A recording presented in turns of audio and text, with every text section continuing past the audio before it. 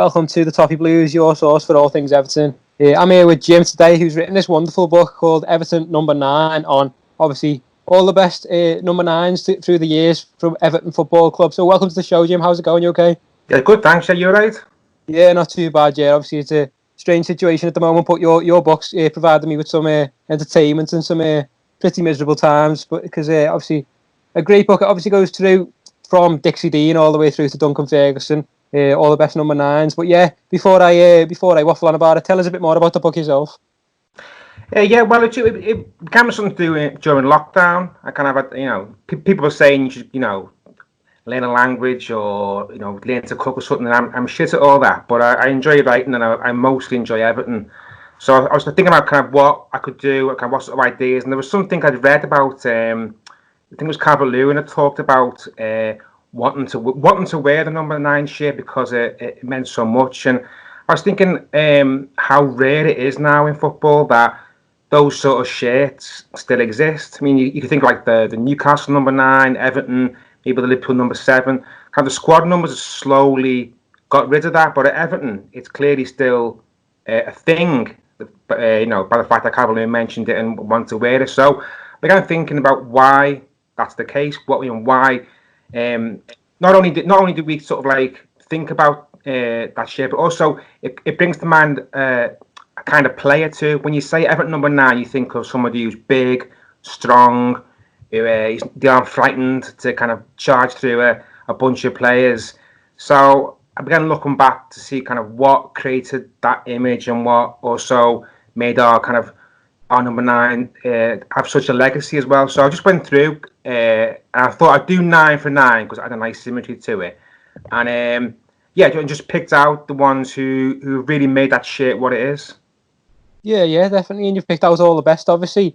As you said, it's nice to have 9 chapters as well. Like, obviously, books about the number 9. But is there any you had to omit, considering there was only 9 you could fit in? Because there have been some great Everton number 9s over the years. Was there any that stuck out, like thinking the likes of maybe Kevin Campbell, even Tony Cottee, potentially? Was there any that you were reluctant to omit from that 9? Yeah, definitely Campbell, because he was a big deal when I was younger, and like I think often those sort of players, when you're young and you form a club, they sort of mean more to you. And I think Campbell was one of those sort of number 9s where like we love those forwards, not just because they're part of teams that win things, but also, there are times when that's all we've got. So players like Latchford and Ferguson, to an extent, were loved because times were so hard and you sort of latch onto them. And Campbell was the same.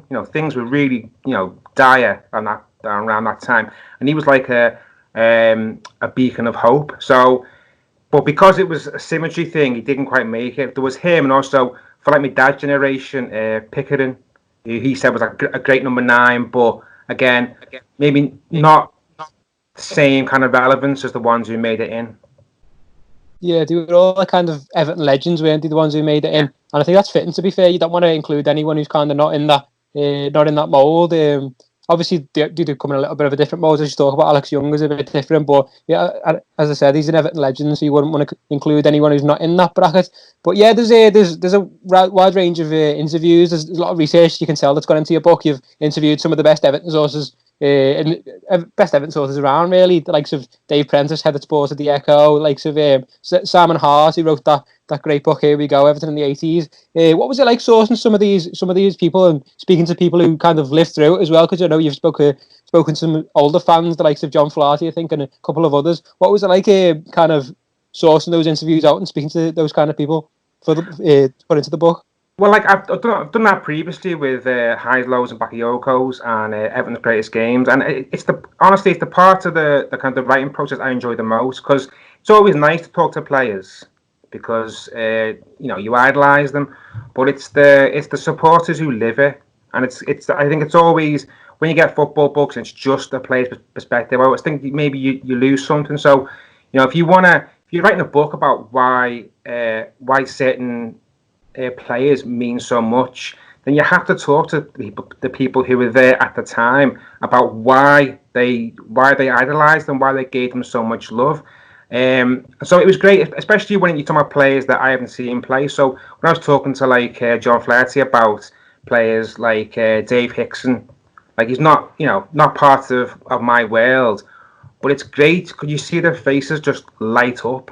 I think I can recall once. I think it was my dad's retirement due, and he was there with his mates. And as a favour, Hickson came in, and my dad and his mates. It was like they were 10 years old. They were like giggling and all around him and clustered around. And you forget just how much those idols that you have. It doesn't go away. And so when you talk to people about them, it's really nice just to kind of see how much that love is still there.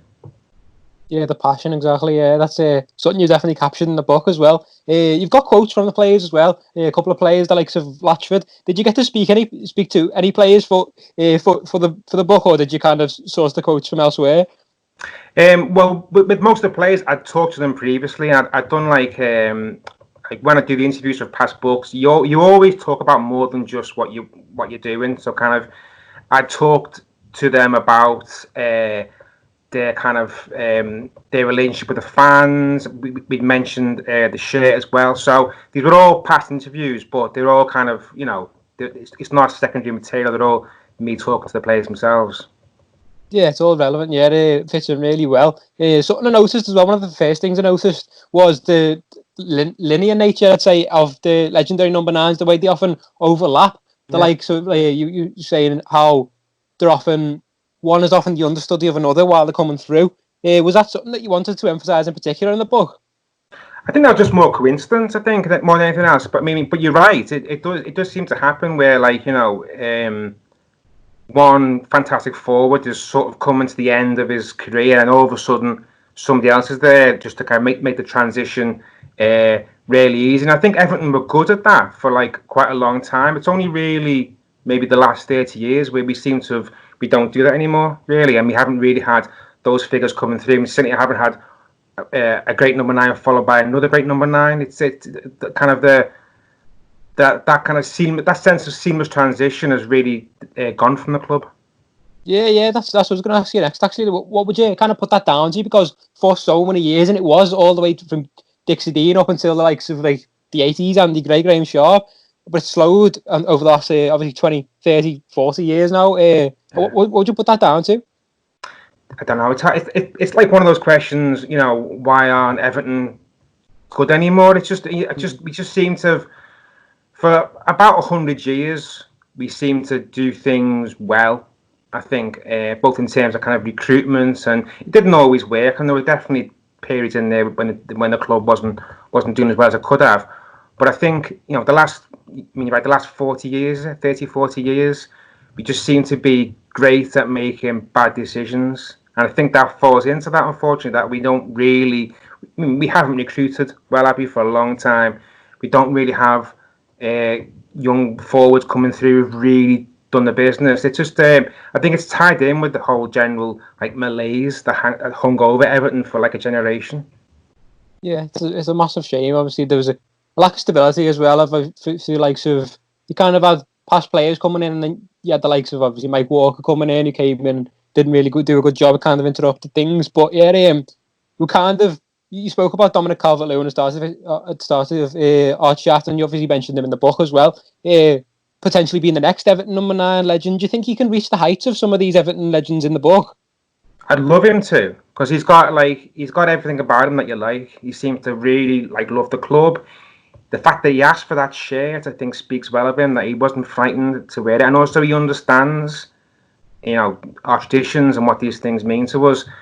But I think, for him to be in that bracket, with the way the club is at the moment, I think not only does he have to do well, I think maybe we have to win something. I think if the next few years under Ancelotti, if it turned out to be a good spell for Everton, and we bring home a trophy, and Calvert-Lewin's part of that, then because of the way he is, and because of his connections to the fans and the way he plays, then definitely I think he can be, in the future we'll look back and say he was a great number nine.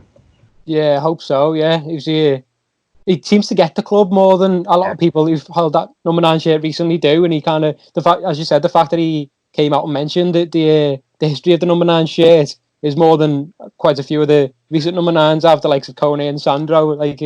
So he seems to get the club more, and he's definitely bought into that, and that's definitely good to see. Yeah, so something that one of my favourite things about the book was like the little anecdotes, kind of something the readers can look forward to. Anyone who's watching the video or listening to the podcast should definitely get hold of the book, because there's some great anecdotes in there, like why Dixie Dean's potentially called Dixie Dean, and where the nickname came from, things like that. So it's just really, really good. But one question I wanted to ask you was, who do you think the best Everton number 9 has been? Would you put that? Is that Dixie Dean, or is that any of the others in the book, or is that a complex question? Are they the best in different ways, do you think?